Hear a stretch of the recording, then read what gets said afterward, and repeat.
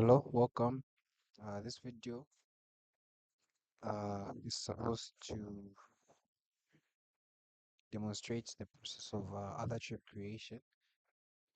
So to create a trip using other trip creation, you first of all have to open the other trip creation form. So you can do that by simply searching for other trip creation in the search bar on the top right, and then you click enter. Or you can also use the code to search for a particular form. So in this case, if you like to open the other trip creation, you can also use the code 1576 to open this form. Okay. So we have two search boxes here, or search fields, which is the search vehicle field and the search trip log field. So these are meant to help you search for a trip that was previously created in the system. So you can use the trip number to search for the trip by pasting that trip number or typing it on the search trip log field here. For instance, 260, like that. Then this allows me to open a previous trip like this. Or I can search for the vehicle. If I know the vehicle that was used on that trip, I can simply search for that vehicle. I can select it. After I select it, then when I come to search trip log here, I can simply enter a backslash and it will show me the trips that have been done by that vehicle. As you can see, there's only one appearing. That means that's the only trip that was created by this using this vehicle.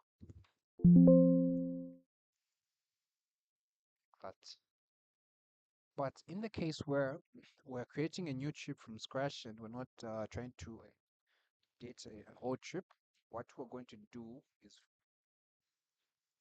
we have to select the currency. So before you create your trip, you begin creating your trip, you will first of all have to select the correct currency for that trip. So in this case, I'm going to use the Tanzanian shilling so that you might be able to understand. Then we have the trip number field here. So the trip number is automatically generated by the system, so there's no need for you to enter anything here. You can just leave it blank if you find it blank. We then proceed to selecting the office that will be used, the office that is conducting this trip. So you select Fontaine Logistics, but in your case, you have to select Vikram Logistics. After selecting the office, you proceed to selecting the client. So the client that we're transporting these goods for will be in this demo will be Mount Meru Millers, Zambia. Then I will enter the trip date when the trip is going to take place. So I'll select January 16th. Then I'll select the vehicle that we're using on this trip. So as you can see, when I selected that vehicle, uh, the trailers attached to this vehicle automatically appeared as well as the driver. This is because the trailers and the driver were all mapped to the vehicle. So you can use driver driver vehicle mapping to map the driver to the vehicle, and you can use a vehicle trailer mapping to map the trailers to the vehicle.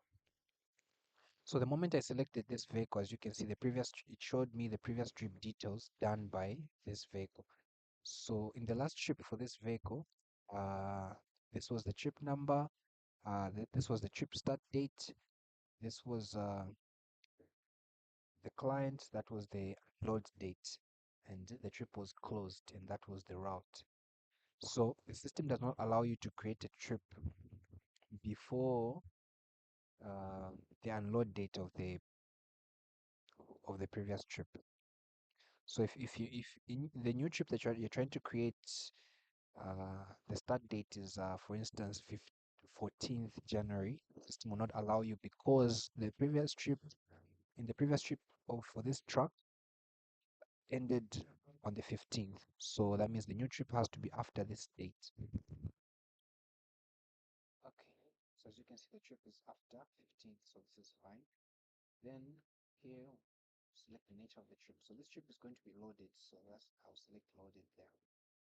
Then after that, this trip is going to begin from CCR Mine, Kolwezi, because in the previous trip, uh,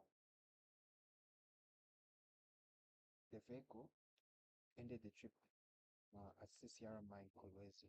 So the end point of the previous trip is the starting point of the new trip. So if the trip ended in CCR Kolwezi, or CCR Mine Kolwezi system, uh, does not allow you to select any other point apart from the end point of the previous trip. If I try to select anything else, I'll receive an error when I try to save the trip because the starting point is not correct. So yeah, CCR My Kolwezi will be our starting point for this trip. Then after that, I'll select the route. So that will be our route. As you can see, these are the kilometers for this particular route. In the case where these kilometers are inaccurate, the system has a field which allows us to adjust the kilometers. So in the case where these kilometers are inaccurate, I can simply add the additional kilometers so that we have an accurate number like that. That. So the system adds this figure to the initial kilometers to give you the final kilometers so that you can have an accurate number of kilometers. Then if this number is above the total number of kilometers, you can also just add a negative to a number that you'd like to adjust these kilometers to.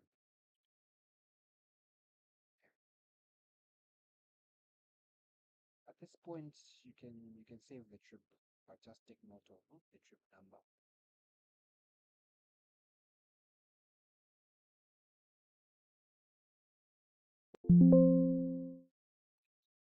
Trip has been saved. That's the trip number that has been assigned. So moving on, I'll open the trip again using the trip number, and this is the trip number. The trip. So from here, we have to create the advance request for cash and fuel. This has to be done by the individual who is responsible for this.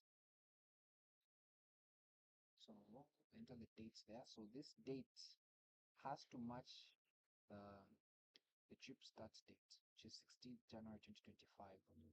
So that is the date that I'll select here. After that, I'll select the vehicle that is being used on the trip, which is that one.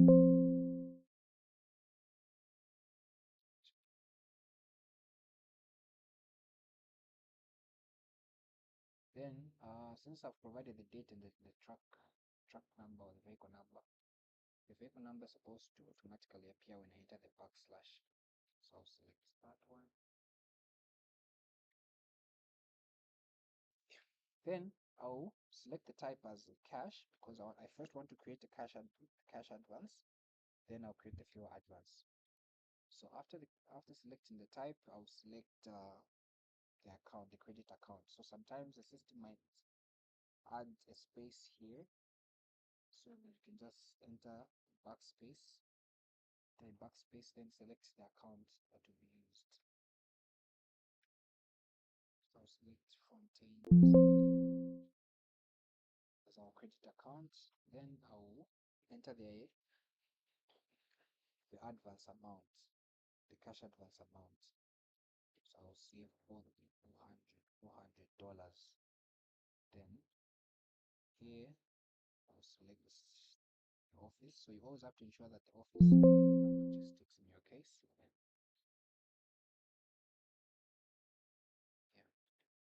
at this point, I will save the trip. But looking at the fact that I will create multiple advances, I will tick this checkbox here, which says speedo. So this speedo, what it does is that when you save, it doesn't allow the system to clear out the form so that I can create multiple forms. So as you can see, when I save, it has saved, it has also assigned the cash advance number, but the form is still intact because I had ticked this. So that means I can use the same information, just make a few changes to create the new cash advances. Yeah. So to create another one. So the one that we created first is here. This is the one that we have created so far. So I'll create another cash advance for $600. So I want you to see what happens when I untick this. So when I untick this, what you notice is that once the system saves, it will clear out the form. So when you tick this, the system will not clear out the form. But if it's unticked, then the system will clear out the form, and it has. So I want to create the few advances now. So I'll enter the date, again, the vehicle,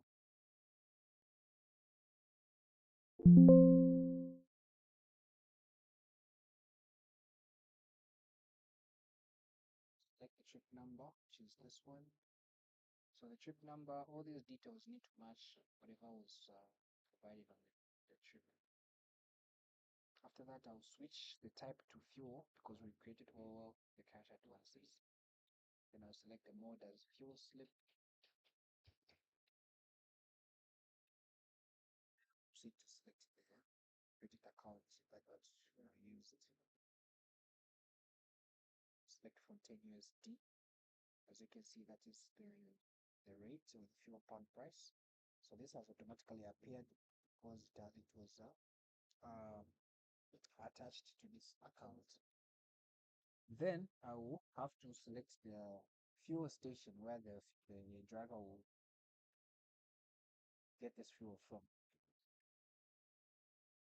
As you can see, when I selected this fuel station there, credit account changed. So you need to be on the lookout for this. So all you have to do is just move the one that appeared and just yeah.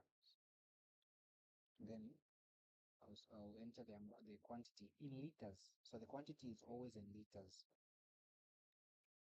So that quantity multiplied by the rate, we have been given this figures, total amount. So at this point, just ensure that the office is correct.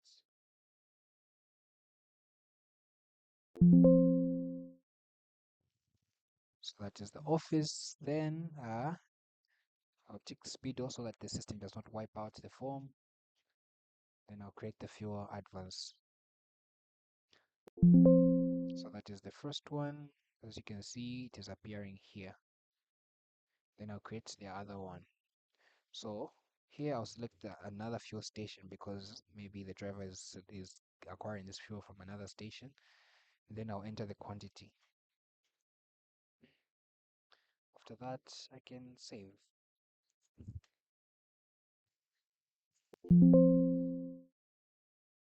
So when I click on switch there to show me all the advances that have been created for this trip, which is using this vehicle. Okay, so 4 advances have been created. So at this point, then the party or individual responsible for approving these advances will have to open the advance disbursement form. The advance disbursement form, which is like this. So the status has to be pending because the advances have not been approved yet. So it has to be pending. Then I will enter the vehicle number for the advances that I'm trying to approve, like that. It will show show me the four advances that were created using the advance request form. So the reason why I entered the vehicle number here so that I could filter the advances to only those for this vehicle. So if I don't enter any vehicle here, then the status is pending. It will show me all advance requests that are pending. To show me all of them. So to filter this information out, I'll select the vehicle. It will only show me the four advances that were created. So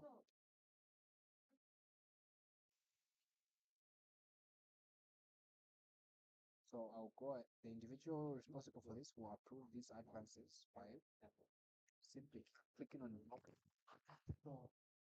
issue and they can, after they tick, they can simply click on bulk approve here to approve the advances. And if they wish to reject them, they can simply click on the reject button here. And if they would like to unapprove advances that have been approved, they can simply change the status to completed. If they wish to unapprove, click on show. Then they can select the advances that they would like to unapprove or reject. Yeah. So our advances have been approved. We're now going to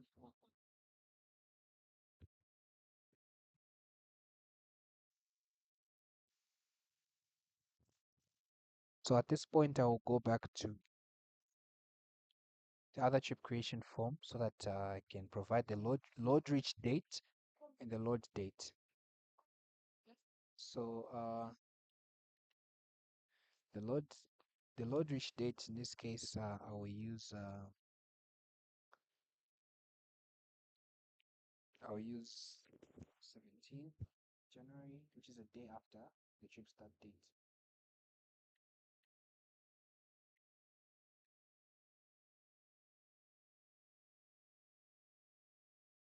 So at this point, I will not provide the unload reach date and the unload date because once I provide this information, the trip will be considered closed. And once the trip is closed, I cannot add the consignment, I cannot edit anything else. So I will just provide the load reach date and the load date, then I will save.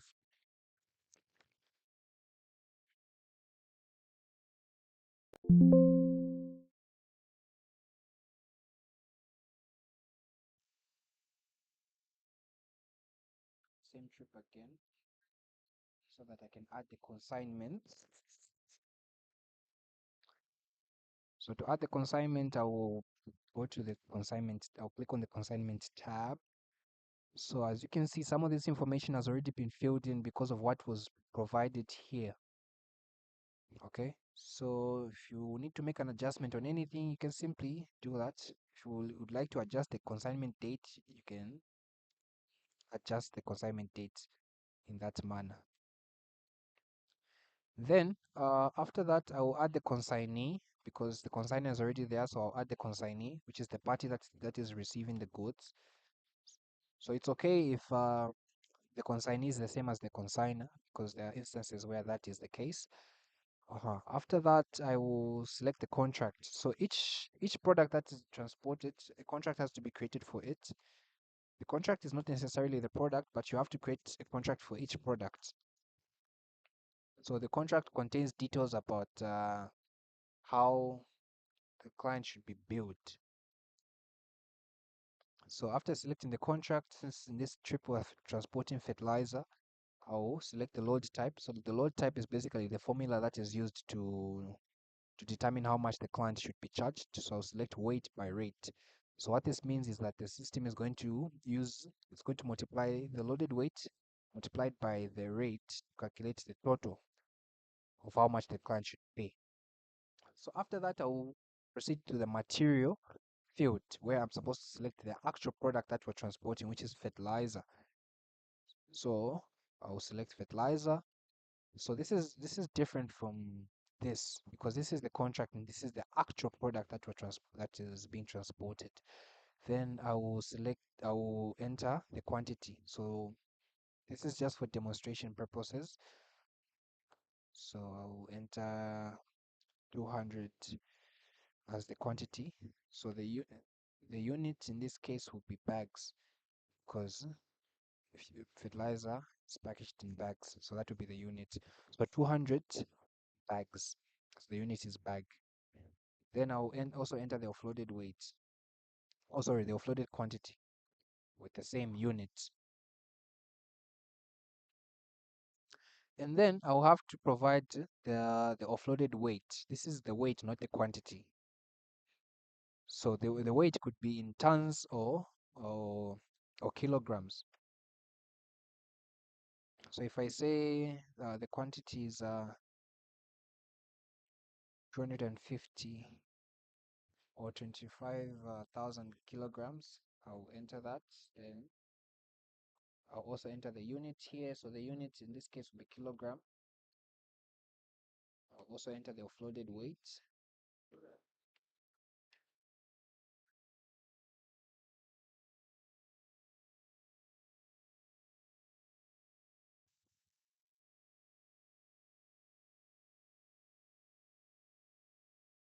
Then, after providing the offloaded weight, I can select the current. I'll select the currency that's being used to bill the client. If we're using shillings, we'll select shillings. If we're using dollar, we'll select dollar. Okay. So I'll select dollar. I'll enter the rate. So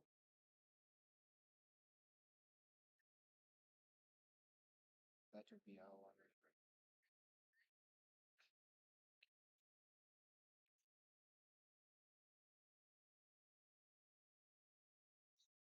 rate. So because our rate is being multiplied by our loaded weight, that is our total. So this amount, this rate is being multiplied by that, hence giving us that amount there. At this point, we can add the consignment by clicking on the green add button. So after we add the consignment to the trip, the consignment number will not automatically appear until we save the trip. So for the consignment number to appear, we'll have to save the trip immediately we add the consignment. Immediately we click the green add button, we have to save the trip so that the consignment number appears.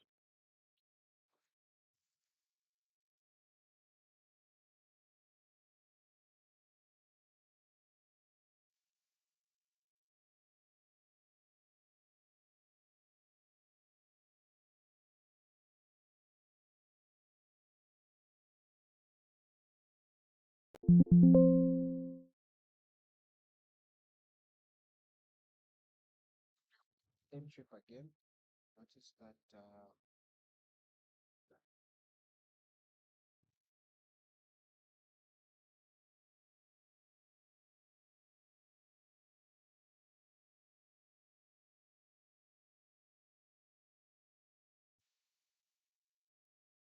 as you can see, the trip number, oh, the consignment number has been assigned because I had saved the trip. So you always have to ensure that once you add the consignment, you have to save the trip so that the consignment number can be assigned to that consignment. So at this point, our few advances are appearing here, as you can see, because they have been approved. And then our cash advances are also appearing here because they have been approved. Our consignment has been created. If we need to edit anything, we can do so by clicking on by ticking the checkbox and then clicking on the edit button. Our consignment will be retrieved like this. Then we can make any adjustment if we wish to do so. Then we simply have to add and then save the trip again. That's if we need to edit something. Then, since everything seems fine, then this waypoint section just provides you a summary of the route with much more detail. So as you can see, that is our starting point, that is our loading point, that's our offloading point, and that is our end point. Okay. So we have created the consignment, the advances have been approved. At this point, if the trip is over, then we can provide the unload reach date, which is the date when the vehicle reached the offloading point. So I'll put 20. Then also enter the unload dates.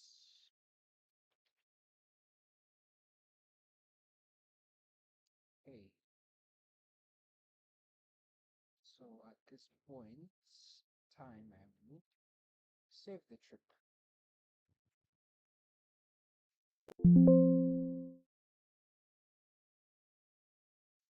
So our trip is considered closed at this point because we have provided the load date. Okay, our trip is done. Then what comes next is uploading the proof of delivery. The proof of delivery. So I will simply type POD so that we can upload the POD.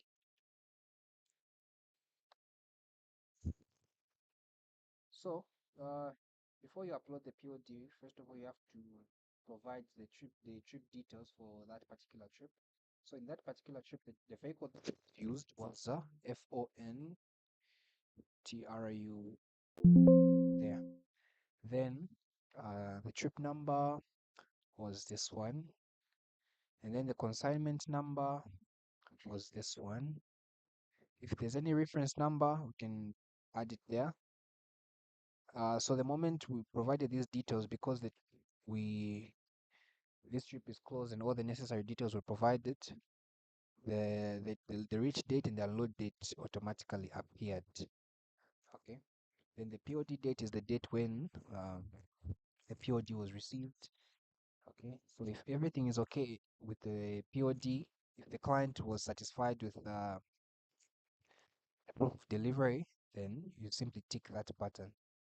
So you always have to tick that button if everything is okay. Yeah. Then at this point, if there are any attachments that you would like to attach, such as photos or documents, you can simply tick there. So yeah, we can use that button. So first let us save, then upload. Yeah. So after you save, once you click on save and upload, then you can attach any documents that you wish to do so, which is POD. Then you can click there to attach photos. Okay.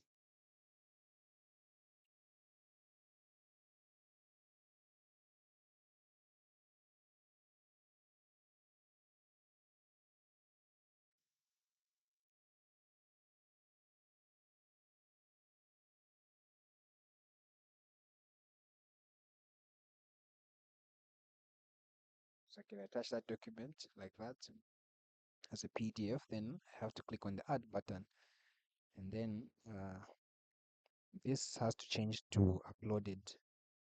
So at this point, then it is done.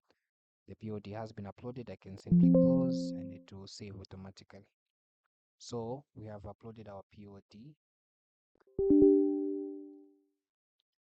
Confirm if the POD has been uploaded. I'll search for the vehicle. I'll search for the vehicle. Then I'll click on show. As you can see, so for this particular consignment, this consignment, the POD has been uploaded here. The POD has been uploaded.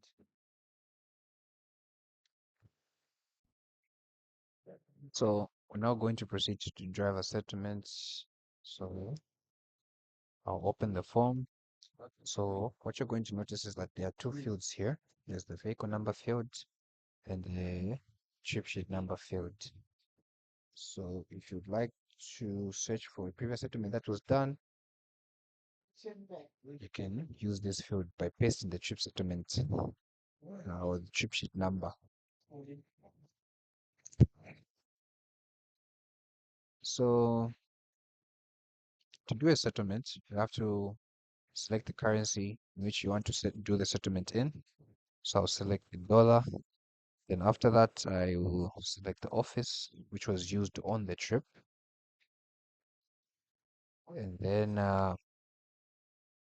after that, I'll select the vehicle number for that vehicle number that was used in the trip. Yeah.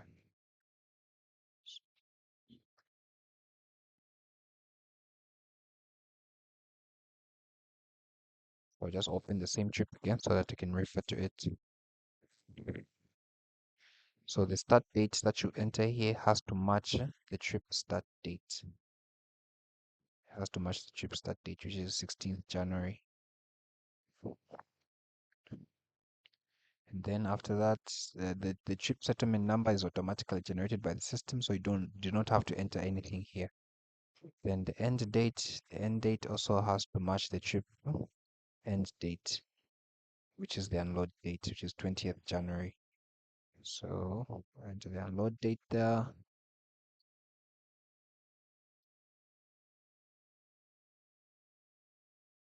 And then the settle date is the date when the settlement is being done. So for demonstration purposes, I'll just select 21st of January. Okay. Yeah. After providing these details which align with the information provided here, I'll click on load pending trips so that I can retrieve the trip details for the trip that we're trying to settle. Without the trip details appearing here, you cannot do the settlement. So you always have to ensure that you click on load pending trips to retrieve the trip details. As you can see, uh, these are the trips that have been done by this vehicle, but the one that we're trying to settle is this one. So I'll remove this trip. Yeah, because we're only trying to settle this trip. As you can see, the POD was uploaded. So it says POD okay because the POD was uploaded. I demonstrated earlier. So at this point, I'll click on advances. These are the 4 advances that were created. And yeah, on the expenses, I'm now supposed to add the expenses that were incurred with the trip. So when I go to advances and I click on auto fuel expense, that means it's going to automatically add the fuel expenses that were on that trip. So which are two? This one, and this one. So when I click on auto fuel, as you can see on expenses, there's nothing at the moment.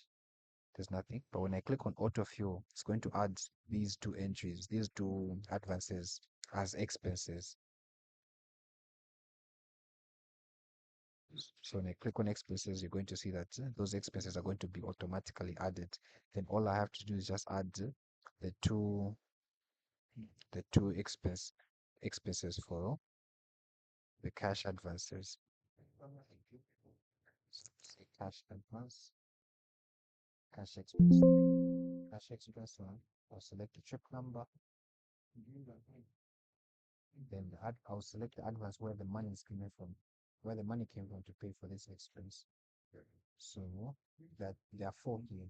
These two are for diesel, these two are for cash. So select this one first. That is the quantity. This was the amount, the address 400. Assuming the driver spent everything. So add this. So sometimes the system might add an entry for food, which is an error. It's not supposed to be the case, so simply just remove it. So you always have to be on level part of such things. It's an anomaly, so you simply just remove it.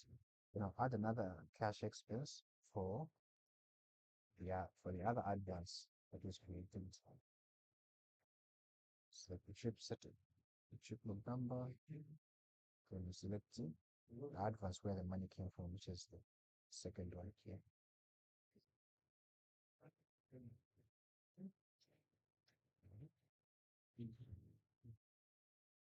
Add it like that. An entry for food was also added again, so I'll simply tick that and remove it. So we have both our advances, the expenses from both advances. So at this point, as you can see here, all the money was accounted for. The zero pending, so zero for cash, zero for fuel. So if this says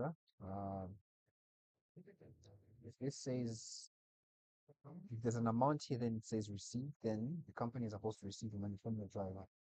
Okay, but if there's an amount here, then it says pay, then the company is supposed to pay the driver. Same applies to this field. So at this point, save the trip settlement.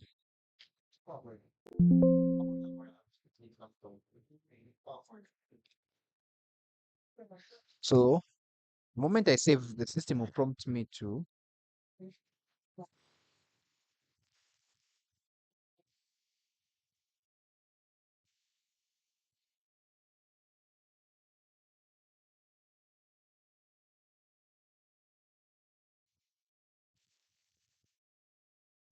So the system will prompt me to print the trip sheet document. So when I click yes, it will open the trip.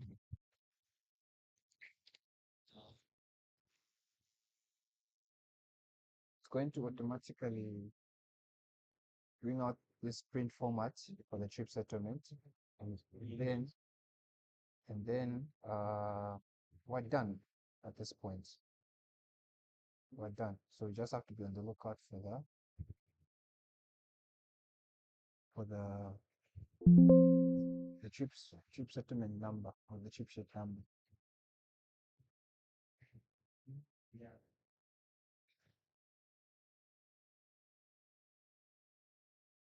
So that is our trip settlement number that was assigned by the system. So you can just note that down somewhere if you wish to reopen this settlement.